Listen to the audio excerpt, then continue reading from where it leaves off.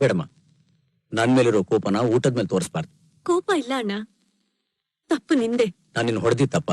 ಇಲ್ಲ ಅಣ್ಣ, ಓದ್ಸಿದ್ ತಪ್ಪು. ಓದ್ಸಿದ್ದ? ಹೌದಣ್ಣ. ಶ್ರೀಮಂತರು ಓದೋ ಸ್ಕೂಲಲ್ಲಿ ನನ್ನನ್ ಯಾಕಣ್ಣ ಓದಿಸ್ದೆ? ನೀನ್ ನನ್ನನ್ನು ಅಲ್ಲಿ ಓದ್ಸಿದ್ರಿಂದ ಇವತ್ತು ನನ್ನ ಸ್ನೇಹಿತರು ಯಾರು ಗೊತ್ತಾ?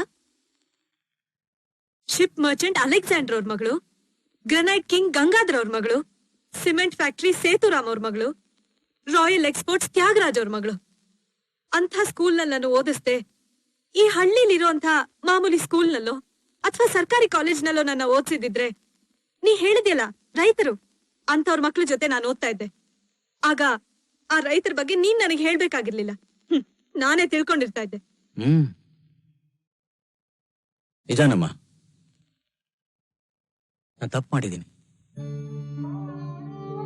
ಸ್ಕೂಲ್ನಲ್ಲಿ ಮಕ್ಕಳಿಗೆ ಯೂನಿಫಾರ್ಮ್ ಹಾಕೋದು ಬಡವ ಶ್ರೀಮಂತನೋ ಭೇದ ಭಾವನ್ ಮುಚ್ಚೋಡಕ್ಕೆ ಅಂತ ನಾನ್ ತಿಳ್ಕೊಂಡಿದ್ದೆ.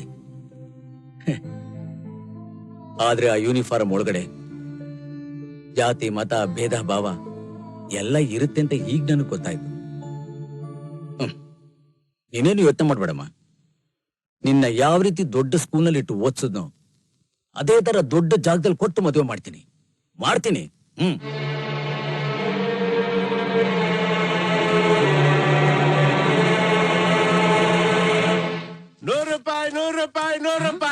ಯಾರ್ ದೇವ್ರ ನೋಡ್ಬೇಕೋ ಅವ್ರು ₹100 ಕೊಡಿ. ನಾನೇನಾದ್ರು ದೇವ್ರ ತೋರ್ಸಿಲ್ಲ ಅಂದ್ರೆ 100ಕ್ಕೆ ₹200 ವಾಪಸ್ ಕೊಡ್ತೀನಿ. ₹200 ನೀ ಕೊಡದೆ ಹೋದ್ರೆ ಮೆಡ್ ತಗೊಂಡೋಡಿ. ಆದ್ರೆ ಮದ್ವೆ ಆದವ್ರಿಗೆ ಮಾತ್ರ ಕಾಣೋದು. ಯಾರನ್ನ ₹100? ಆಹಾ, ಕೊಡು ರಾಜ, ಕೊಡು ಚಿನ್ನ, ಕೊಡು. ನೀನ್ ಖಂಡಿತ ದೇವ್ರನ್ನ ತೋರಿಸ್ತೀಯ? ಏನ್ ಚೆನ್ಮೇನ್ರೆ ಹಿಂಗ್ ಕೇಳ್ತಾ ಇದ್ದೀರಾ? ಇವರೆಲ್ಲ ₹100 ಕೊಡ್ತಾವ್ರಲ್ಲ, ಇವರೆಲ್ಲ ಏನ್ ದಡ್ಡನ್ ಮಕ್ಳ? ಹೇಳಿ ಕೇಳಿ ನೀವು ಊರ್ ಚೇರ್ಮನ್ರು. ನಾನೇನಾದ್ರು ದೇವ್ರ ತೋರ್ಸಿಲ್ಲ ಅಂದ್ರೆ ದೇವ್ರಿರೋ ಜಾಗಕ್ಕೆ ನನ್ನೇ ಕಳಿಸ್ಬಿಡ್ತೀರಾ? ಅಯ್ಯೋ ಬ್ಯಾಡಿ ಸ್ವಾಮಿ, ಅವನ್ ಮಾತು ನಂಬೇಡಿ. ಅವನ್ ದೇವ್ರನ್ನ ತೋರಿಸದೇ ಇದ್ರೆ ಆಮೇಲೆ ನಾನೇನು ಅಂತ ಅವನಿಗೆ ತೋರಿಸ್ತೀನಿ. ಅದು ಮಾತು. ಇನ್ಯಾರ್ಗನ್ನ ದೇವ್ರ ತೋರಿಸ್ಬೇಕು? ₹100. ನಾಳೆ ಬೆಳಿಗ್ಗೆ ನೀವೆಲ್ಲ ನೀಟಾಗಿ ಸ್ನಾನ ಮಾಡಿ ಊರ್ ಮುಂದಿನ ಕೆರೆ ಹತ್ರ ಸೇರ್ಕೋಬೇಕು. ಸ್ನಾನ ಮಾಡದೆ ಯಾರಾದ್ರೂ ಬಂದ್ರೆ ದೇವ್ರು ಕಾಣೋದಿಲ್ಲ. ಜೊತೆಗೆ ಯಾವ್ದೇ ಕಾರಣಕ್ಕೂ ನಿಮ್ ಹೆಂಡತಿನ ಕರ್ಕೊಂಬರ್ಬಾರ್ದು. ಮುಟ್ಟು ಚಟ್ಟು ಆಗಿದ್ ಜಾಗಕ್ಕೆ ದೇವ್ರು ಕರೆದ್ರೆ ಬರೋದಿಲ್ಲ ಸ್ವಾಮಿ. ಅದಕ್ಕೆ ಈಗ ನೀವೆಲ್ಲ ದಯಮಾಡಿಸ್ಬೋದು. ನಾಳೆ ಬೆಳಿಗ್ಗೆ ಬನ್ನಿ. ಹೋಗಿ. ಅದ್ಗೆ ಕೊಡಿ, ನಾನ್ ಅಣ್ಣನ್ಗೆ ನಾ ಬಡಿಸ್ತೀನಿ. ದಿನ ಅದ್ಗೆ ತಾನೇ ನಿಮಗ್ ಬಡಿಸ್ತಾರೆ, ಇವತ್ತಿಂದ ನಾನ್ ಬಡಿಸ್ತೀನಿ. ಎಷ್ಟು ದಿನ ಬಡಿಸ್ತೀಯಮ್ಮ? ಒಬ್ಬ ಶ್ರೀಮಂತನ ಮನೆಯಿಂದ ಒಬ್ಬ ಹುಡುಗನ ಕರ್ಕೊಂಬರೋರ್ಗು ತಾನೆ. ಆ ಕಷ್ಟನ ನಾನ್ ನಿಮಗ್ ಕೊಡಲ್ಲ ಅಣ್ಣ. ನನ್ ಮನಸ್ಸಿನಲ್ಲಿ ಒಬ್ರಿದ್ದಾರೆ. ನನ್ನ ಅಣ್ಣನ್ ಗೌರವಕ್ಕೆ, ಮರ್ಯಾದೆಗೆ ಅವ್ರು ಯಾವ್ದೇ ರೀತಿ ಕಡಿಮೆ ಇಲ್ಲ. ಒಳ್ಳೆ ಮನೆತನಕ್ ಸೇರ್ತವ್ರು. ಇದೆಲ್ಲ ನಿನ್ಗಿಷ್ಟ ಆದ್ರೆ ಮಾತ್ರ ಅಣ್ಣ, ಇಲ್ಲ ಅಂದ್ರೆ ಬೇಡ. ಅವನ್ ಯಾರೇ ಆಗಿದ್ರು ನಾನಿನ್ ಮದುವೆ ಮಾಡಿ ಮುಗಿಸ್ತೀನಿ. ಹುಡುಗ ಯಾರಮ್ಮ? ಡಾಕ್ಟರ್ ಅಣ್ಣ, ಗಿರೀಶ್ ಅಂತ. ನನ್ ಕಾಲೇಜ್ನಲ್ಲೇ ಸೀನಿಯರ್ ಸ್ಟೂಡೆಂಟ್. ಅವ್ರ ತಂದೆ ಯಾರು ಹೇಳಮ್ಮ? ಈಗ್ಲೇ ಮಾತಾಡ್ ಮುಗಿಸ್ಬಿಡ್ತೀನಿ. ನನ್ ತಂಗಿ ಹಿಡಿಸಿದೆ ಅಂದ್ಮೇಲೆ ನೇರ ಮದುವೆನೆ. ಅಯ್ಯಯ್ಯೋ, ಅವಸರ ಪಡ್ಬೇಡ ಅಣ್ಣ. ನೀನ್ ಒಪ್ಕೊಂಡ್ರೆ ನಿನ್ನನ್ನು ಕರ್ಕೊಂಡು ಮಾತುಕತೆಗೆ ಅವ್ರ ಮನೆಗ್ ಬರ್ತೀನಿ ಅಂತ ಹೇಳಿದ್ದೆ. ಮೊದ್ಲವ್ರು ಯಾರು ಅಂತ ಹೇಳಮ್ಮ. ಬೇರೆ ಯಾರು ಅಲ್ಲ ಅಣ್ಣ, ನಮ್ ಕಾಲೇಜ್ ಫಂಕ್ಷನ್ ಅಲ್ಲಿ ನಿನ್ ಪಕ್ಕದಲ್ಲಿ ಕೂತಿದ್ರಲ್ಲ, ಪೊಲೀಸ್ ಆಫೀಸರ್ ಧರ್ಮರಾಜ್.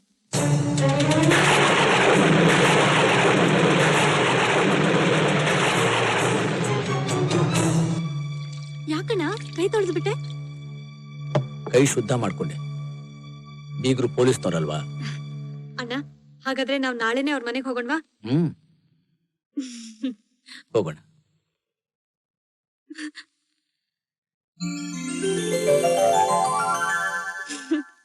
ನಿಮ್ ತಂಗಿ ಪೊಲೀಸ್ ಆಫೀಸರ್ ಅಂತ ಹೇಳಿದ ತಕ್ಷಣ ಕೈ ತೊಳ್ಕೊಂಡ್ಬಿಟ್ರೆ?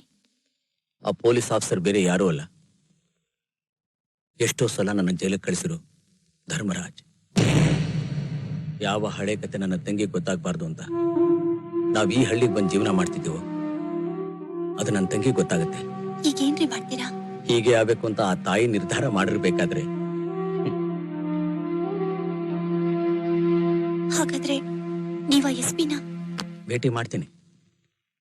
ನನ್ನ ತಂಗಿಗೋಸ್ಕರ ಅವ್ರನ್ನ ಕೇಳ್ತೀನಿ.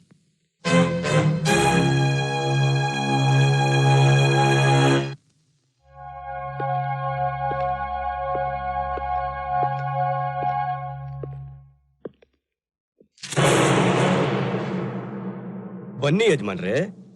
ಓ, ಈಗ ನೀವು ತಾನೇ ಈ ಊರನ್ನೇ ಉದ್ಧಾರ ಮಾಡಕ್ ಅವತರಿಸಿರೋ ದೇವರು.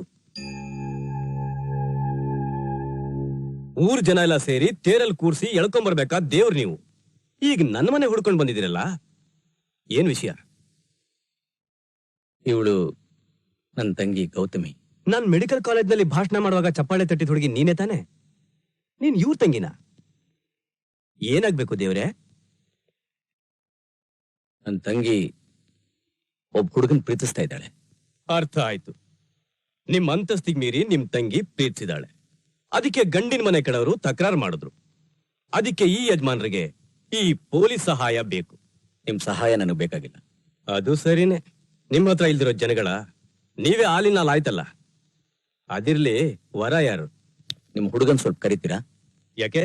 ಆ ಹುಡುಗ ಅವನಿಗೆ ಗೊತ್ತಾ? ಗಿರೇ,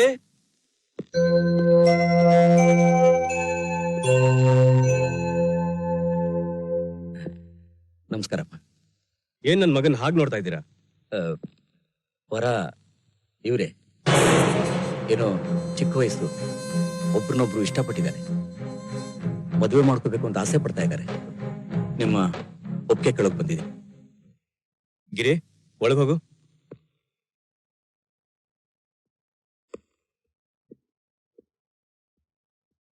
ತಪ್ಪಿಲ್ಲ. ನಿಮ್ ತಂಗಿ ಓದಿರೋ ಓದ್ಗೂ ಇವಳಿಗಿರೋ ಅಂದಕ್ಕೂ ನನ್ ಮಗನ್ ಆಸೆ ಪಡೋದ್ರಲ್ಲಿ ತಪ್ಪೇ ಇಲ್ಲ. ಆದ್ರೆ ನೀವ್ ಆಸೆ ಪಡ್ತಾ ಇರೋದು ತಪ್ಪು. ನಿಮ್ ತಂಗಿಗೆ ನನ್ ಮಗನ್ ಮದುವೆ ಆಗೋ ಯೋಗ್ಯತೆ ಇದೆ, ಆದ್ರೆ ನಿಮಗೆ ನನ್ನ ಸಂಬಂಧಿ ಆಗೋ ಅರ್ಹತೆ ಇದೆಯಾ? ನಾನ್ ನನ್ನ ಮಗನ ಇನ್ವಿಟೇಷನ್ ಕಾರ್ಡ್ ನಲ್ಲಿ ಧರ್ಮರಾಜ್ IPS ಅಂತ ಹಾಕೋತೀನಿ. ಅದೇ ಇನ್ವಿಟೇಷನ್ ಕಾರ್ಡ್ ಅಲ್ಲಿ ನಿನ್ನ ಹೆಸರು ಪಕ್ಕ ಏನ್ ಹಾಕೋತೀಯ? ಡಿಗ್ರಿ ಬದಲು ಸೆಕ್ಷನ್ 143, 145, 148 ಬೇಡ, ಕಾಮಿಡಿ ಆಗೋಗುತ್ತೆ. ನಾನ್ ನನ್ನ ವಂಶದ ಬಗ್ಗೆ ಎದೆ ತಟ್ಕೊಂಡು ಹೆಮ್ಮೆಯಿಂದ ಹೇಳ್ಕೊತೀನಿ. ಆದ್ರೆ ನಿನ್ ಬಗ್ಗೆ ಏನಾದ್ರೂ ಹೆಮ್ಮೆಯಿಂದ ಹೇಳ್ಕೊಳಕ್ಕಾಗತ್ತಾ? ನಿಲ್ಸಿ. ನಮ್ಮ ಅಣ್ಣನ ಬಗ್ಗೆ ಏನ್ ಅನ್ಕೊಂಡಿದ್ದೀರಾ ನೀವು? ನಿಮ್ ಇಷ್ಟ ಬಂದ ಹಾಗೆ ಮಾತಾಡ್ತಾ ಇದ್ದೀರಾ? ಗೌತಮಿ, ಅಣ್ಣ ಬೇಡ ಅಣ್ಣ, ಇವ್ರ ಮಗ ನನಗ್ ಬೇಕಾಗಿಲ್ಲ. ನಮ್ಮಣ್ಣ ಅವ್ರ ಬಗ್ಗೆ ಅವ್ರ ಏನ್ರಿ ಹೇಳ್ಕೊಳಕ್ ಸಾಧ್ಯ? ಈ ಊರ್ನವ್ರು ಕೇಳಿ, ಅವ್ರು ಯಾರು ಅಂತ ಗೊತ್ತಾಗತ್ತೆ. ಯಾವುದು? ಒಂದ್ ಕಾಲದಲ್ಲಿ ನಿಮ್ಮಣ್ಣ ರೌಡಿ ಕೇಳಿ ದಾದಾ ಆಗಿದೆ ಅಂತ ಊರ್ ಜನಕ್ಕೆ ಗೊತ್ತಾ? ಅದ್ ನನಗ್ ಗೊತ್ತು. ಅದನ್ನ ಅವನ್ ಮರ್ತಿರ್ಬಹುದು, ನಾನೇ ಬರೀಲಿ. ನಿಮಗ್ ನಾನ್ ಹಿಡಿಸ್ಲಿಲ್ಲ ಅಂದ್ರೆ ಹೇಳ್ಬಿಡಿ. ಅದನ್ನು ಬಿಟ್ಟು ನನ್ನ ಮುಂದೆ ನನ್ನ ಅಣ್ಣನ ಬಗ್ಗೆ ತಪ್ಪಾಗಿ ಮಾತಾಡಿದ್ರೆ ನನಗ್ ನಿಮ್ಮೆಲ್ಲಿರೋ ಮರ್ಯಾದೆನೆ ಹೊರಟೋಗತ್ತೆ. ನಿಮ್ಮಣ್ಣ ಯಾರು ಅಂತ ನೀನೇ ಕೇಳು. ಅವನೊಬ್ಬ ರೌಡಿ ಅಲ್ಲ, ಕೇಳಿ ಅಲ್ಲ, ದಾದಾ ಅಲ್ಲ ಅಂತ ಹೇಳ ಕೇಳು. ಹೆತ್ತ ತಾಯಿ ಕೈಯಿಂದನೇ ತನ್ನ ಮಗನ ಕೊಲೆ ಮಾಡಿಸಿದ ಕೊಲೆ ಪಾತಕ ಅಲ್ಲ ಅಂತ ಹೇಳ ಕೇಳು. 3 ಜನ ಅಮಾಯಕ ವಿದ್ಯಾರ್ಥಿಗಳು ಬಸ್ನಲ್ಲೇ ಉರಿದು ಬೂದಿ ಆಗಕ್ಕೆ ಕಾರಣವಾದ ಆ ಪಾಪಿ ಯಾರು ಅಂತ ಹೇಳ ಕೇಳು. ಅಣ್ಣ, ಅವ್ರು ಹೇಳ್ತಾ ಇರೋದು ಯಾವ್ದು ನನ್ ಕೈಲಿ ನಂಬಕ್ ಆಗ್ತಿಲ್ಲ. ಅವ್ರು ಹೇಳ್ತಾ ಇರೋದೆಲ್ಲ ಸುಳ್ಳು ಅಂತ ಹೇಳೋಣ. ಹೇಳೋಣ ಹೇಳೋಣ ಹೇಳೋಣ. ಅವ್ರು ಹೇಳಿದ್ದೆಲ್ಲ ಸುಳ್ಳು ಅಂತ ನಾನು ಹೇಗಮ್ಮ ಹೇಳಿ? ಅವ್ರ ದೃಷ್ಟಿನಲ್ಲಿ ನಾನ್ ಮಾಡಿದ್ದೆಲ್ಲ ತಪ್ಪಾಗಿ ಕಂಡಿರ್ಬೋದು. ಒಂದು ಕಾಲದಲ್ಲಿ ನಿಮ್ಮ ಅಣ್ಣ ಹಾಗೆ ಇದ್ದ. ಗೌತಮಿ, ಗೌತಮಿ, ಗೌತಮಿ, ತಪ್ಪು ಮಾಡ್ಬಿಟ್ರಿ ಸರ್. ನಾನೇ ಮರ್ತು ಹೋಗಿದ್ದ ನನ್ನ ಹಳೆ ಕತೆನ ಹೇಳಿ ನೀವು ತಪ್ಪು ಮಾಡ್ಬಿಟ್ರಿ. ಇದೇ ಜಾಗದಲ್ಲಿ ನಾನೇನಾದ್ರೂ ಹಳೆ ಶಿವ ಆಗಿದ್ದಿದ್ರೆ ಇಲ್ಲಿ ನಡೀತಾ ಇದ್ದ ಕಥೆನೇ ಬೇರೆ.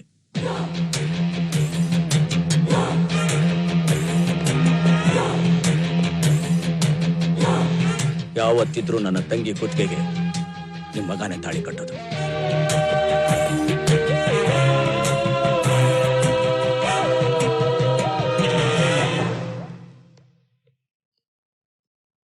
ಡಾಕ್ಟರ್, ನನ್ನ ತಂಗಿ ಹೇಗಿದ್ದಾಳೆ? Nothing to worry. ಗಾಬರಿಯಿಂದ ತಲೆ ಸುತ್ತಿದ್ದಾರಷ್ಟೇ. ನೀವು ಹೋಗಿ ನೋಡಬಹುದು.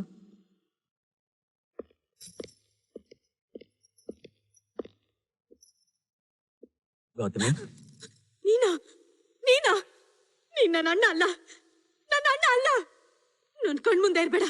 ಹೊರಟೋಗು, ಹೊರಟೋಗು. ಗೌತಮಿ, ನಾನ್ ನಿನ್ನ ಕ್ಷಮಿಸೋದಿಲ್ಲ, ಖಂಡಿತ ಕ್ಷಮಿಸೋದಿಲ್ಲ. ಯಾಕೆ ಯಾಕೆ ನಿನ್ ಪಾಪನ ಹಣದಿಂದ ನನ್ನ ಓದಿಸ್ದೆ?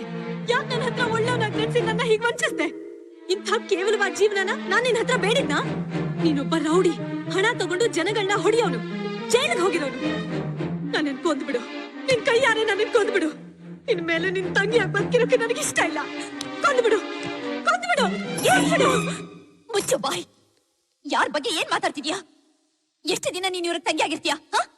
ಒಂದು ಹೆಣ್ಣಿಗೆ ಒಡ ಹುಟ್ಟಿದವ್ರ ಮೇಲೆ ಪ್ರೀತಿ ಇರೋದು ಮದ್ವೆ ಆಗೋವರೆಗೂ ಮಾತ್ರನೇ. ಮದ್ವೆ ಆದ್ಮೇಲೆ ಅವಳಿಗೆ ಸರ್ವಸ್ವನು ಅವಳ ಗಂಡನೇ. ಪ್ರತಿಯೊಂದು ಹೆಣ್ಣು ಒಡ ಹುಟ್ಟಿದವರು ಹೇಗಿದ್ರು ಕಟ್ಕೊಳ್ಳೋನು ಒಳ್ಳೆಯವನಾಗಿರ್ಬೇಕು ಅಂತ ಆ ದೇವ್ರನ್ನ ಬೇಡ್ಕೋತಾಳೆ. ನಾನು ಹಾಗೆ ಪ್ರಾರ್ಥನೆ ಮಾಡಿ ನಿಮ್ಮಣ್ಣನ್ ಪಡೆದಿದ್ದು ನನ್ನ ಜೀವನನೇ ನಾನು ಅವ್ರಿಗೆ ಒಪ್ಸಿದ್ದೀನಿ ಅಂದ ಮೇಲೆ ನನ್ನ ಗಂಡ ಎಂಥವ್ರು ಅಂತ ನೀನೇ ಯೋಚನೆ ಮಾಡಿ ನೋಡು. ಅವ್ರು ಒಂದ್ ವೇಳೆ ತಪ್ಪು ಮಾಡಿದ್ರು ಅದಕ್ಕೆ ಚಿಂತೆ ಮಾಡ್ಬೇಕಾದ್ರು ನಾನೇ ಹೊರತು ನೀನಲ್ಲ.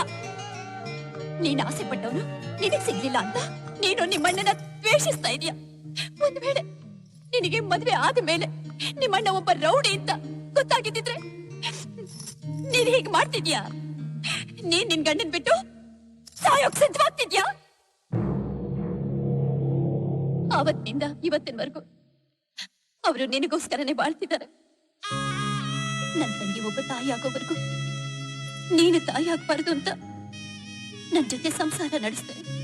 ಮದುವೆ ಆಗಿನೋ ಬ್ರಹ್ಮಚಾರಿಯಾಗಿ ಬಾಳ್ತಿದ್ದಾರೆ. ಇಂಥವ್ರನ್ನ ನೀನು ಅಪರಾಧಿ ಅಂತ ಹೇಳ್ತೀಯ? ಇನ್ನೊಂದು ಸಲ ನನ್ನ ಗಂಡನ ಬಗ್ಗೆ ಹೀಗೆಲ್ಲ ತಪ್ಪಾಗಿ ಮಾತಾಡಿದ್ಯೋ ನಾನ್ ಸುಮ್ನಿರೋಲ್ಲ. ರೆಡಿ, ದಯವಿಟ್ಟು ನನ್ನ ತಂಗಿನೇನು ಅನ್ಬೇಡಿ.